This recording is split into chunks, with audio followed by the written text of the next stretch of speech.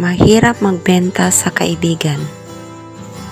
Ito ang pag-uusapan natin ngayon, kung bakit nga ba mahirap magbenta sa kaibigan. Bigyan ko kayo ng 10 dahilan bakit nga ba mahirap magbenta sa kaibigan. Una, mahirap singilin. Minsan kasi, hindi kusang magbabayad dahil nga close kayo hanggang sa makalimutan mo na. Pangalawa, walang tiwala. Wala silang tiwala sa iyo at ang masakit pa minsan ay sa ibang tao sila bibili. Pangatlo, feeling na isahan. Ayaw nilang magpalamang at ang gusto nila ay presyong puhunan lang nila bibilhin ang tinda mo. Pang-apat, naiinggit. Takot silang masapawan at ayaw kanilang makitang umasenso sa buhay. Pang-lima, malakas tumawad.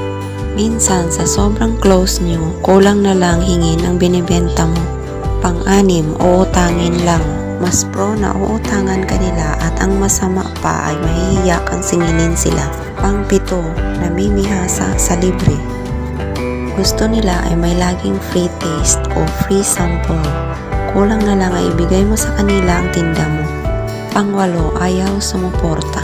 Sila pa mismo ang unang kukontra at magdi-discourage sa'yo imbis na sumuporta. Pang-siyam, masyadong demanding.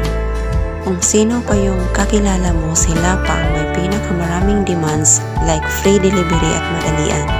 At ang pang-10 ay ichichismis ka pa. Minsan sila pa yung maninira sa'yo at magchichismis sa'yo imbis na tumutulong sana. That's it. This is Clever Mom TV.